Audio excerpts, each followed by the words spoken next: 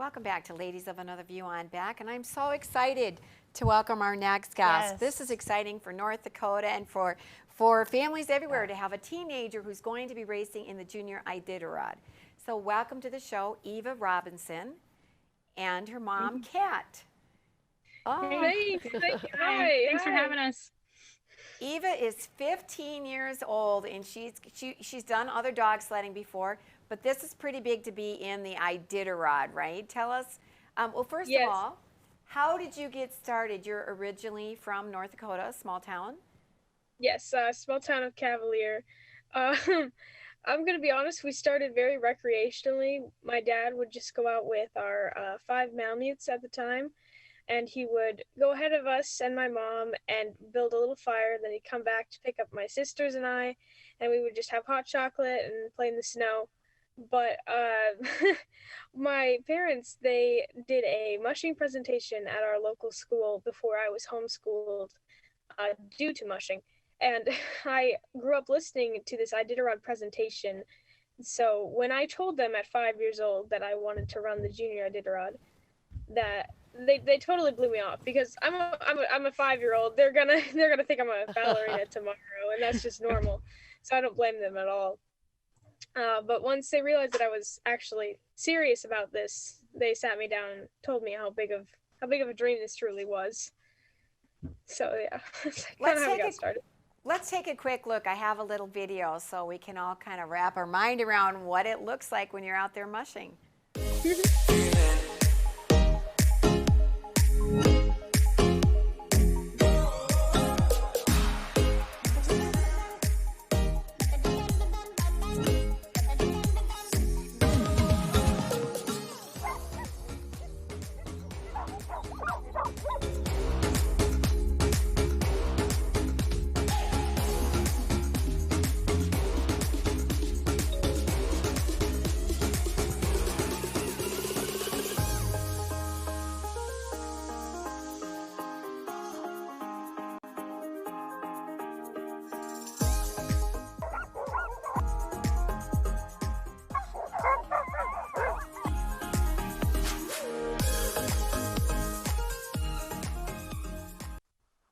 I can't help but smile.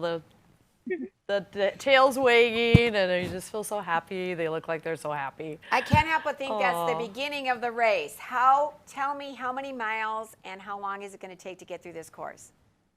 The race is a bit different this year due to overflow. On a typical year, there would be 75 miles out, a mandatory 10-hour layover in Yetna Station, and then 75 miles back.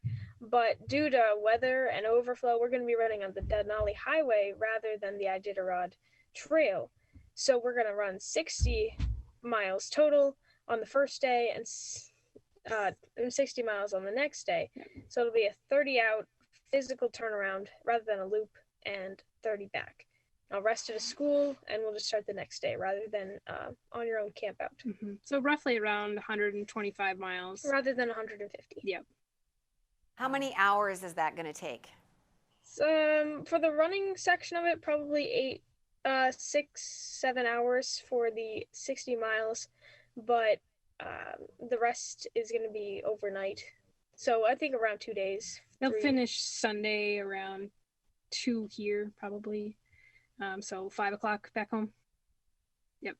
Now, growing up in Alaska myself, and especially living in Wasilla, Alaska, which used to be the main start for the main Iditarod, the Iditarod is definitely something that is close to the heart, because it was there, and knowing mushers around town and things like that. Where are you officially starting? Because it always seems like where's it going to start this year?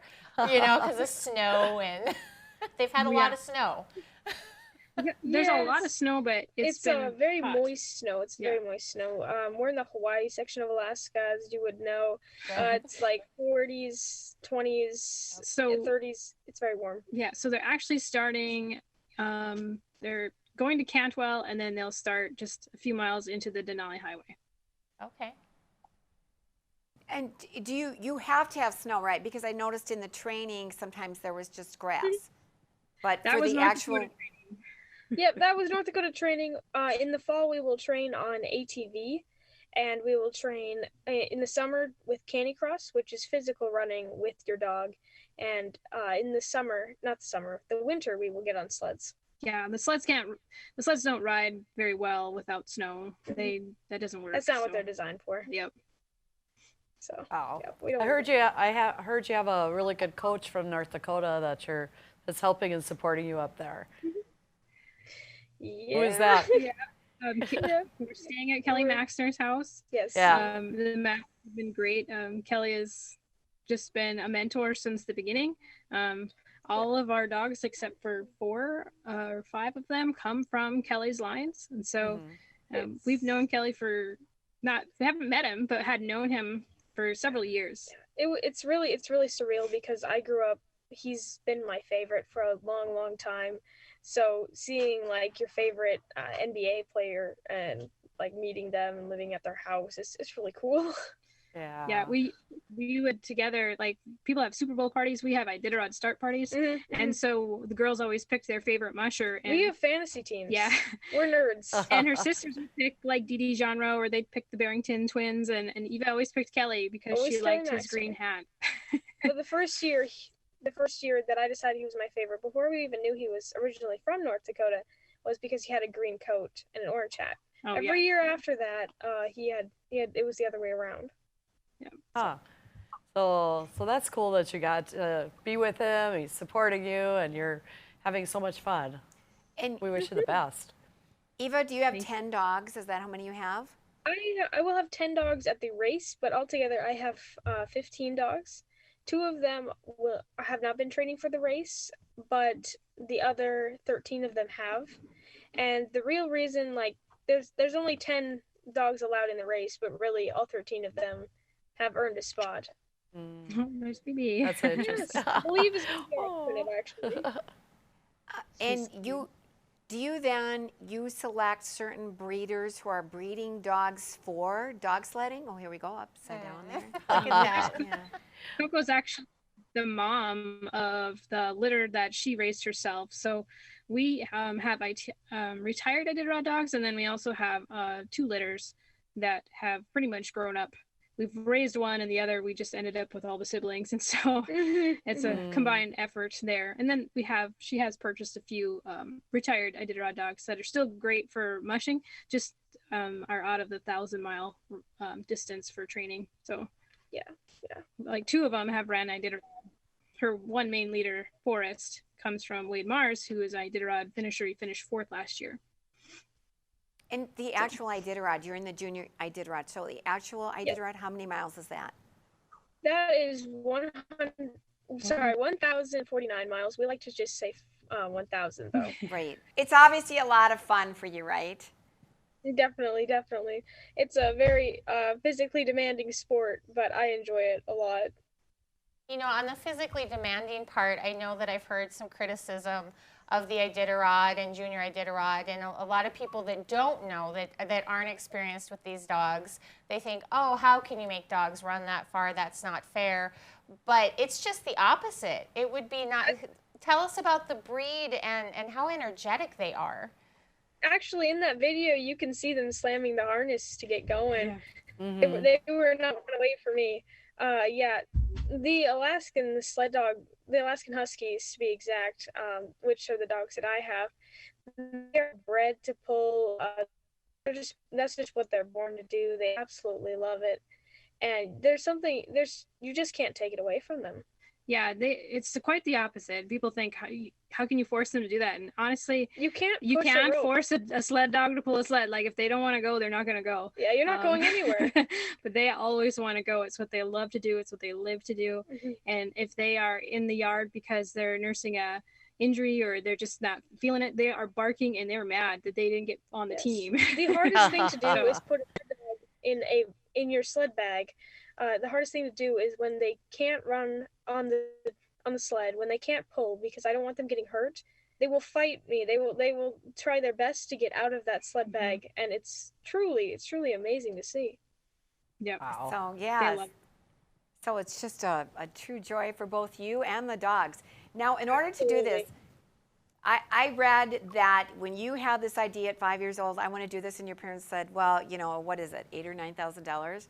And that did not deter you. You started making dog treats and figuring out, I'm going to raise the money, and by golly, you did it. Tell people where they can go to your website to learn a little bit more about that and donate if they would like to. I have a website. It's divadogsracing.com. That's where you can see all of my dogs on our Facebook, on our Instagram. You can get merch, whatever you want to do to help donate to the dream. Donate to the dream. Yeah, I appreciate everything. Well, I would like to chime in that the $8,000, $9,000 was pretty low in the range of how much it actually does cost to get up here. But they needed to impress 8-year-old me. Yeah, we needed to put a dollar amount. We talked to another musher, Linda Chida, who ran the junior Iditarod from North Dakota several years ago, and talked to their family, and that's the rough estimate they got, but it was good to put a number on it, but that's low. Yeah. There's no money that comes into mushing. Well, there's the entry fee, and there's the care of the dogs and buying the dogs. Feeding. You had to get them from Cavalier, North Dakota to Alaska. How did that work? We have a dog box and a trailer, and the funny thing about the boxes is that they absolutely love them. They love, whenever we'll start the dog truck up, they'll all go nuts because it means that we're going to go somewhere and we're going to go run somewhere, like a race or even just a little training camp out. So we'll load all our gear into the trailer, such as my sled and dog food, but we'll put the actual dogs in the truck with us. Yep, and they left January 1st and drove out of the port north of Walhalla to the Winkler port to Canada, got through the border really well, and then made their way through. They had snowstorms, the truck broke down, they had pretty much any scenario it happened on the way up there. Yeah, it was an adventure. It was supposed to be 3 days, it ended up being a week. Yeah. Wow. Yeah.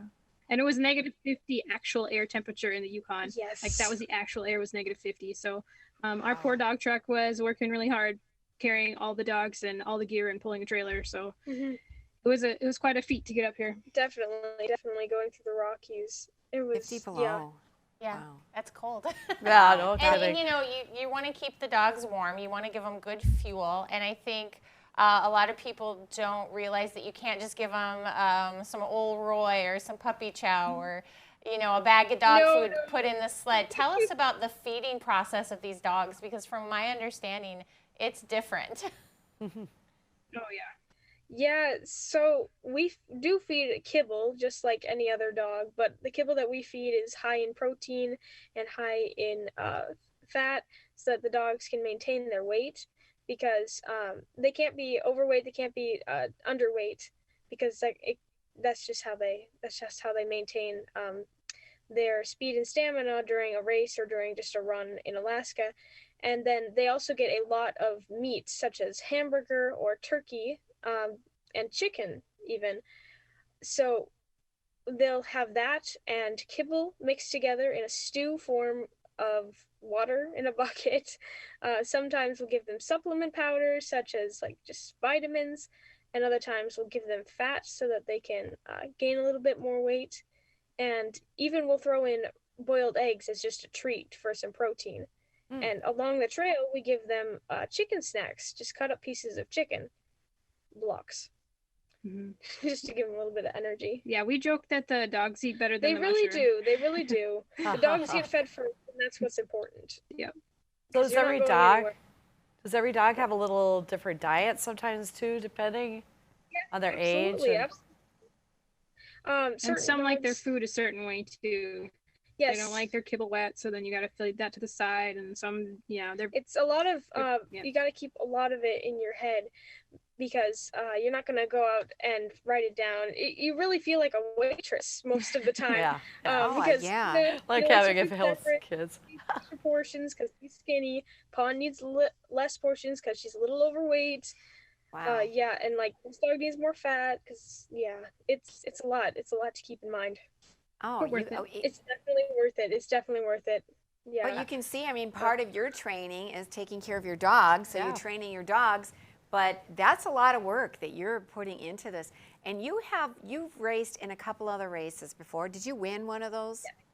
Yeah, tell us I about those two won the races. Junior Bear Grease Marathon. It was a 120-mile sled dog race in Duluth, Minnesota, through the Sawtooth Mountains.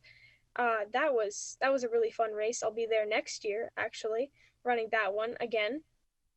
Let's see. I don't really know how to describe it. It was a very, very hard race, but it was a really good race. It was very fun. You run through the night at the Bear Grease. They leave in the Wow. afternoon, and then we run 40 miles. They have a 4-hour break, and then they run another 40 with another 4-hour break, and then they finish with another 40. And so it is literally like through the night, about 24 hours, just straight mushing. Yes. Wow. A lot of people believe that running in the dark is the most difficult part, but for me, I think it's the most fun. I like to run at night because if you see a hill or a challenge, it's not standing there looming over you until like your headlamp sees it. So you don't have to deal with something until it's right there and you're already working on it. So it's a lot less pressure.